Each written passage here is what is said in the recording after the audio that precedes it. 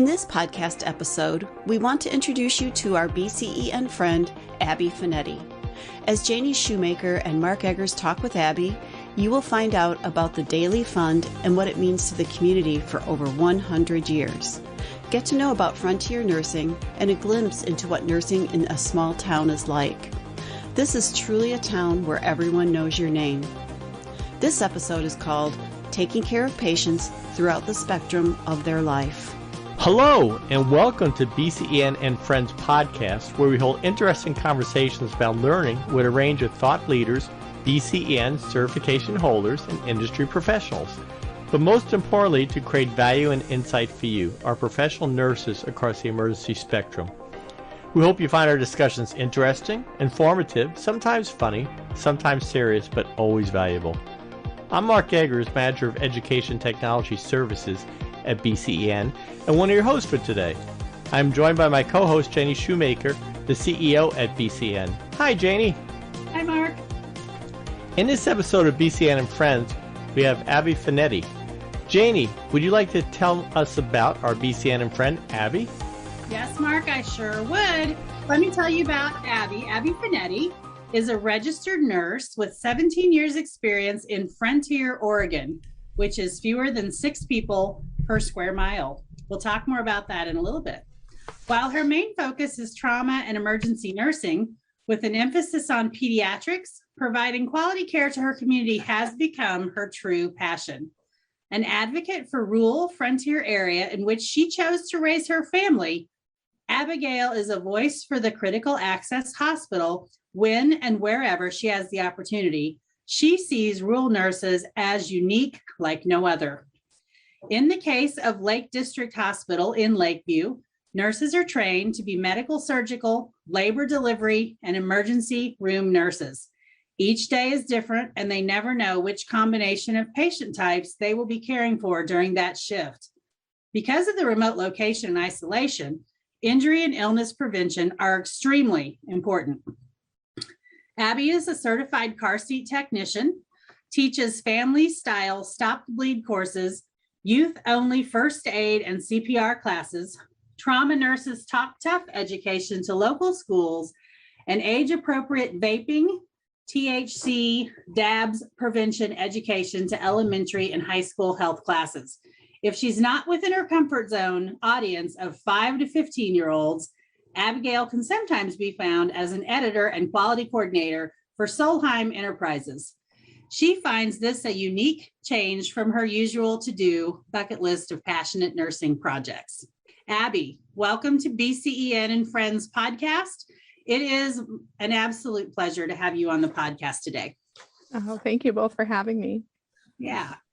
So, Abby, I just so the audience knows, I had the pleasure of visiting you. So I feel really privileged to have been to your beautiful area.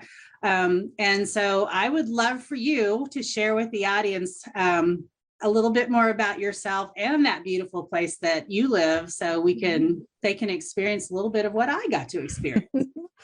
Well, it was definitely like planes, trains, and automobiles to get out here, wasn't it? Yeah, it was. Totally worth it, though. Yeah, it definitely takes a day to travel to Lakeview from anywhere, I think. But I'm a Lakeview lifer, I'd like to call it. I am 5th generation in my family here in Lake County. I did leave for college and worked a few years in Klamath Falls, which is only 100 miles away, but was sure the big city for me. But then my husband and I came back when it was time to start our family, because we just couldn't imagine raising a family anywhere else. So we have a 10-year-old daughter and a 14-year-old son, and they keep us busy. I don't know. I like to think we just have the quintessential small town Hallmark movie kind of life. I get to walk to work. The kids walk to school. There's American flags on all the houses. I'm a 4-H leader in the livestock club that I grew up in, that my mom was a leader in. I mean, if that's not small town, I don't know what is. Well, But, your I small love town it. is your small town is beautiful. And Yeah. when I was there, I so loved the cows grazing on the hospital lawn. You shared a picture of that, and the deer that were just dancing through everyone's yard, and your little I don't know what they're called, groups of quail, your little quail birds, running through town. It's just the coolest stuff, that you just don't see that everywhere in America. Yeah, So. yeah. We don't encourage the cows on the hospital lawn, but they were there. Yes. Yeah, really cool. Now you talk about being a Lakeview lifer, and I was really touched by something that you introduced me to while I was there called the Daily Fund. Yes. Do you want to tell us a little bit about Dr. Daly and the Daily Fund and what that's meant to you personally? So Dr. Daly was a physician in Lake County over 100 years ago, and he left his fortune to the youth of Lake County for them to go to college. So back then, in the 1920, finishing the 8th grade was considered the end of your education. But he really encouraged the youth of Lake County to go to college.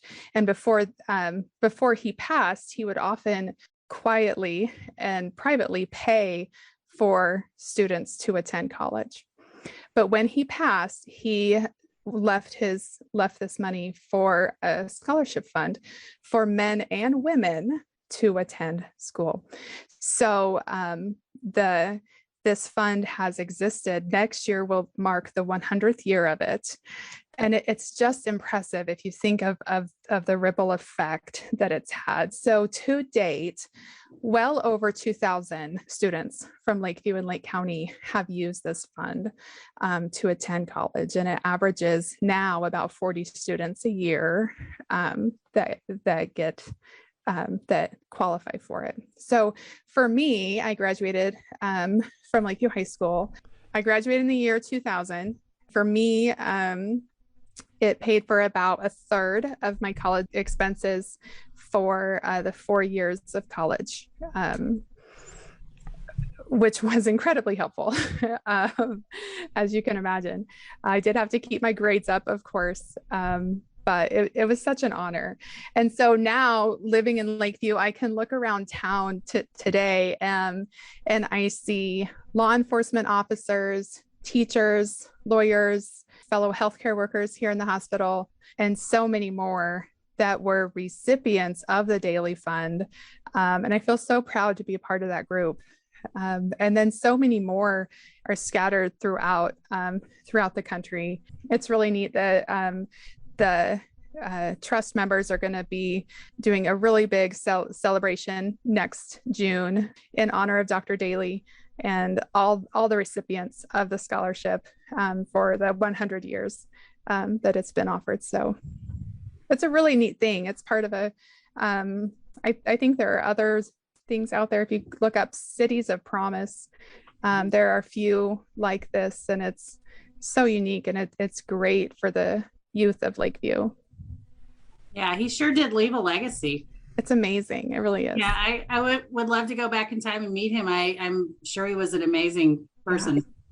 That is a great story.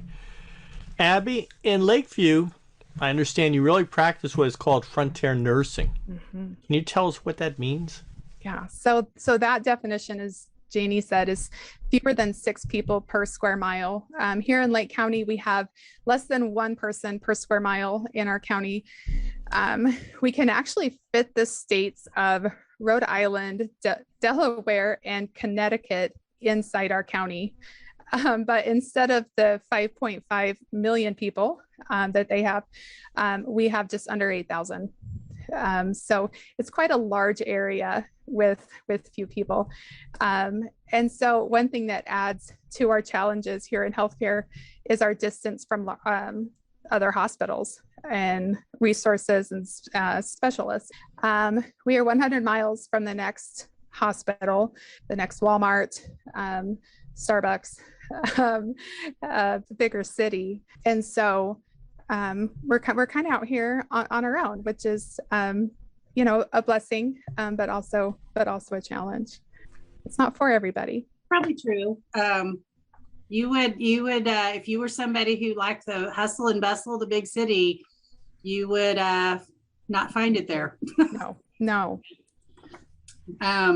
So in the spirit of this frontier nursing that you practice, your nurses there wear many hats, as do you. So tell us, what is a day? Because I've never worked in a place like this.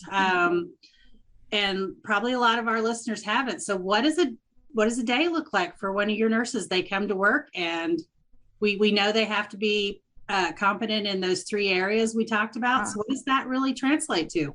So we take care of patients throughout the spectrum of their life. So as we're med-surg nurses, ER nurses, and L&D nurses. So at the beginning of a shift, we get our assignments based on the patients who need the care. So you could have a postpartum mom and baby with a couple of med-surg patients, or you can have the ER assignment, maybe with a rule out chest pain on the floor. And then, not every 12-hour shift ends the same way it started. So it's not uncommon that you would start with one assignment and then have to shift to the other because something changed. So we could start in the ER, helping work through a chest pain or a stroke protocol patient, and then in the shift, delivering a baby because a woman came in labor. We have to be able to stick and move because you come in on your shift and you have 4 or so nurses, and you have to take care of whatever happens on that shift for all of those patients. So one of the things that we talked about when I was there that really stuck with me was somebody comes in critically ill or they need to be resuscitated. So you just pick up the phone and call the rapid response team, right? Right. Yeah, no, not at all. We are the rapid response team and the IV team and the code team and the code gray team. We are the resources. And so there's limited people to call. It's just, we are our own teams. And so we count on each other, and we take care of it. Yes. And when you all have a learning opportunity, I heard loud and clear, when we have an opportunity to learn, we pay attention because we will probably be using that on our next shift. That's right. Because there is no one else to call. We have to know what we're doing. Right. So Abby, in the spirit of that, we all know that lifelong learning is critical to nurses, difficult to plan and schedule, especially critical to you all. How do you and your nurses keep up with your learning needs, especially in this current climate where everybody's so challenged right now? Yeah. So we live for education. We love it. And our administration is so supportive.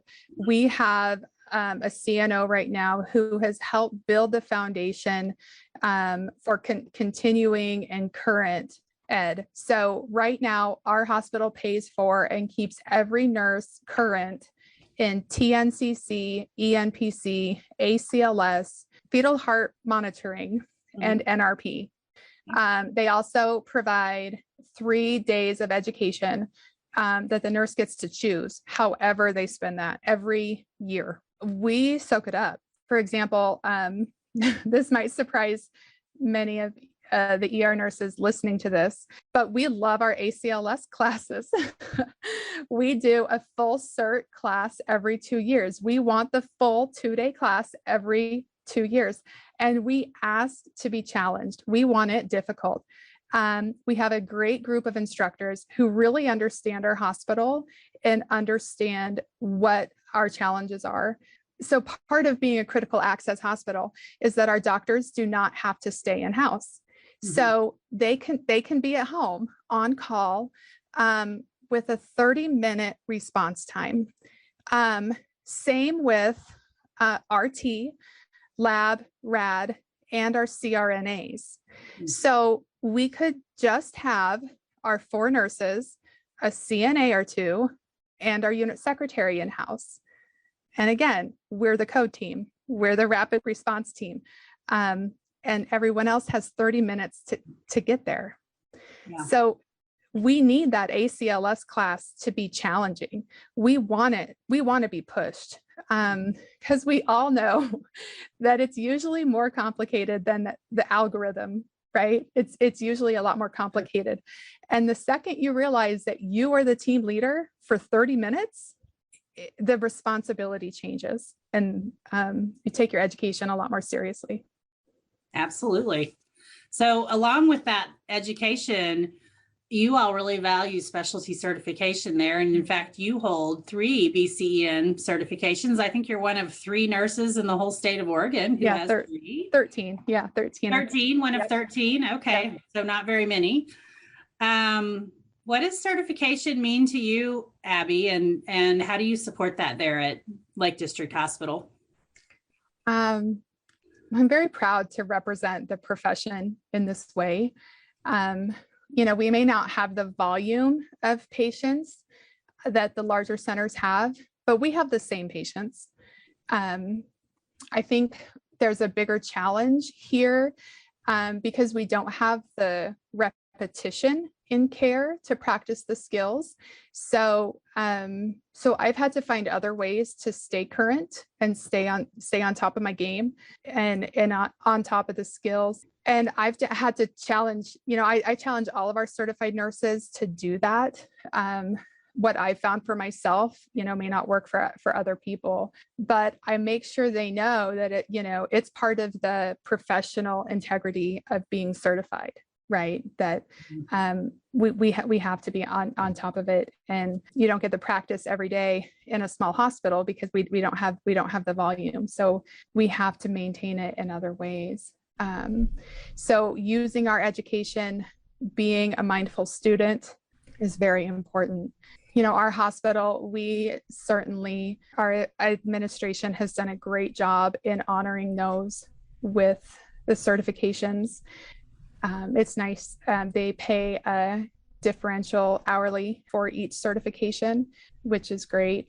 It's an honor to be a certified nurse at Lake District Hospital, but it's also a duty because they certainly call on those nurses to be the leaders of their shift and to help orient new nurses as they're coming on and learning those skills here.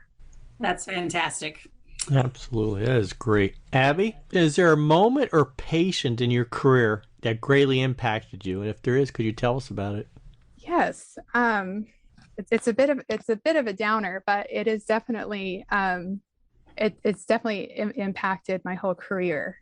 When I was in high school here in Lakeview, I volunteered on the ambulance with my parents, which is also certainly a small town, Hallmark movie kind of thing, because I wanted to be a paramedic. I really thought I wanted to be a paramedic.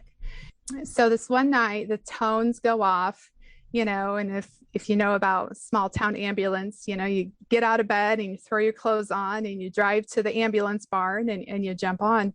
And my parents had already left, which I thought was really odd, but I drove myself up there, and we ended up going to my uncle's house, who was in a full arrest.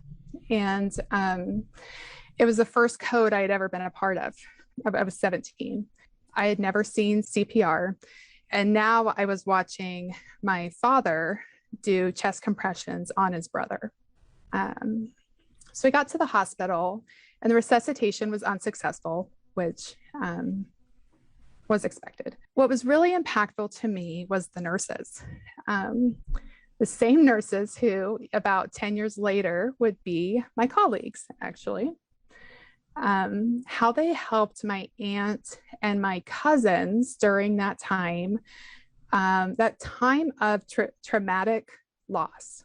I just found myself standing back. Of course, I'm in a bit of shock, right, in all of this. But I was watching and listening, and, it took a while to formulate in my head, but I thought, I think I could do that. And I think there's this gift that some nurses have. Not everyone has it, but I think ER nurses can have it.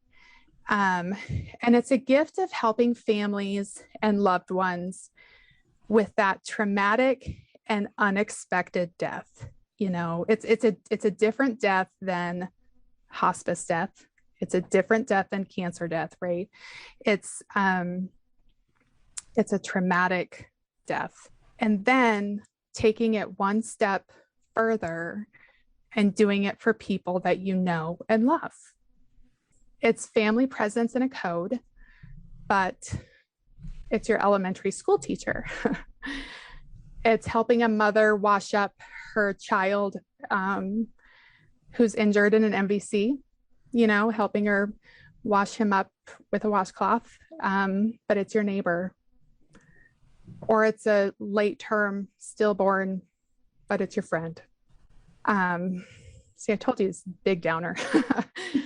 But I've always felt that, as a nurse, a nurse has a little bit more time to have an impact on a family and help that healing and grief process than pre-hospital has, more time. And being able to do it for my family and my friends and my neighbors is such an honor. I take so seriously. Plus, nurses work 12-hour shifts and paramedics work 24-hour shifts. And that's a big difference. Yeah. Wow. What an amazing story. Thank you for sharing that. Yes. That's not a downer. That's a very heartwarming, good story. It really is. That was a great story. Abby, I'm just thinking as you're telling us, when people do come into the hospital, to the emergency room, do you know a lot of these people? 99%.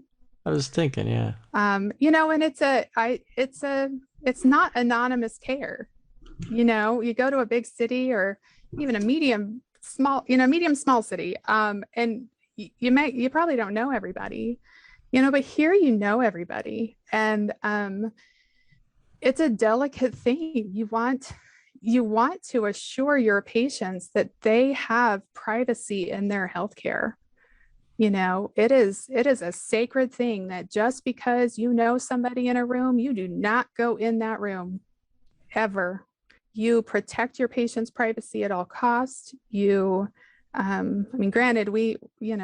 you see them, you see all of your patients in the community, but it's a sacred relationship to take care of them. And we never cross lines ever. That's beautiful. I just thought about that as you were telling it about it, and that is very neat, very neat. Well, I'm gonna ask you a few what's called rapid fire questions. Okay. So, what would you be doing if you were not in your current role? Is there something else you would have thought of in life if, when you were 17 and you said, "Oh, I think I'll be a paramedic," and maybe a nurse? But what do you think of other things you would have done if you didn't do what you're doing now? I'd be writing. Writing. Neat. I don't know what. Maybe writing stories or magazine articles or newspaper or newspaper, probably. Yeah, newspaper, books. I don't know. I'd be writing. Neat. Very neat.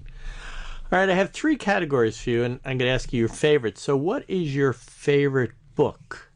I couldn't probably pick one. I'm always reading 2 or 3 books at a time because I can't ever finish one. Maybe I have a commitment problem. I can't ever finish. No. My wife does the same thing according to what time of day or if it's at night or she has different books that she reads. Yeah. Okay. All right, that's fine. How about favorite movie? Oh, these might be embarrassing. I have 2. The Notebook and Tremors. I could start either of those any time of the day, no matter where I am. Either one. They're so very different in their content. Yeah, I was thinking the same thing. That's awesome. That's neat. And your favorite song? Carry On, Wayward Son, probably by Kansas now. I like it. Yeah. Very good. Excellent. And so what hobbies or interests do you have? It depends on what sports season it is and what my kids are doing. I do a lot of really that my life kind of revolves around them. So team mom of whatever sports season it is. Other than that, I really like to eat. So one thing, I really like food. I really like food.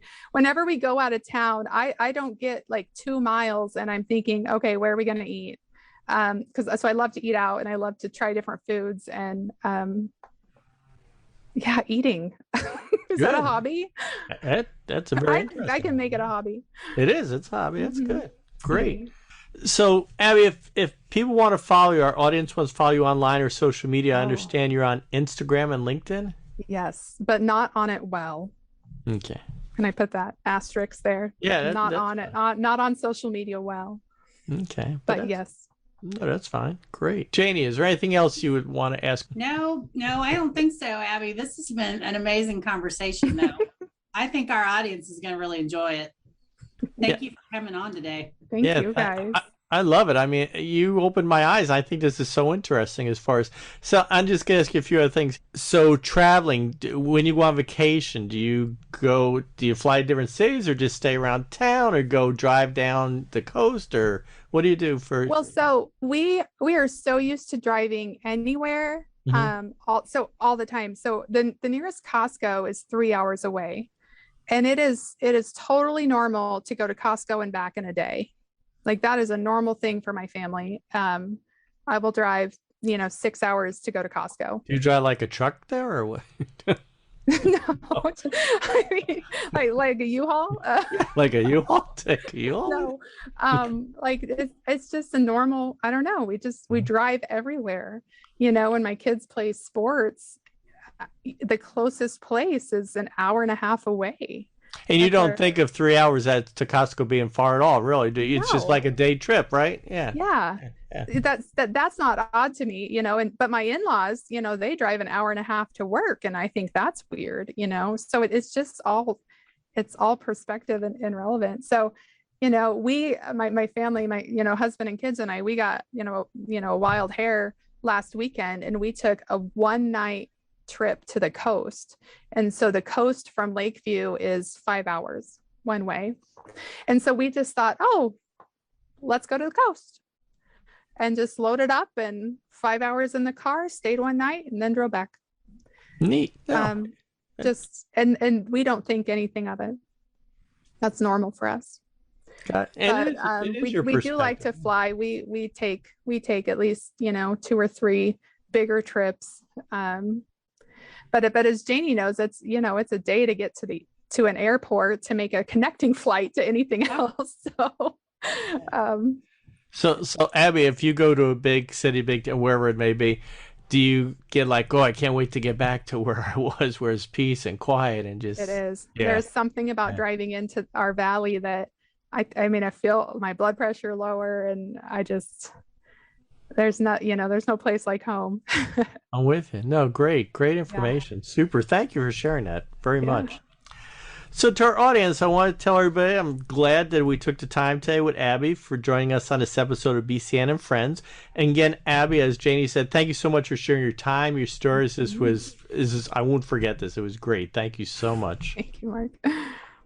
And to all of our listeners, we hope you'll stay tuned as we continue on with BCEN and Friends and bring in new and meaningful content and perspectives. If you have a suggestion for an episode, please email us at bcen@bcn.org. I am Mark Eggers here with Janie Shoemaker. On behalf of the entire BCN team, we thank and celebrate you for all that you are doing as professional nurses across the emergency spectrum. Until next time,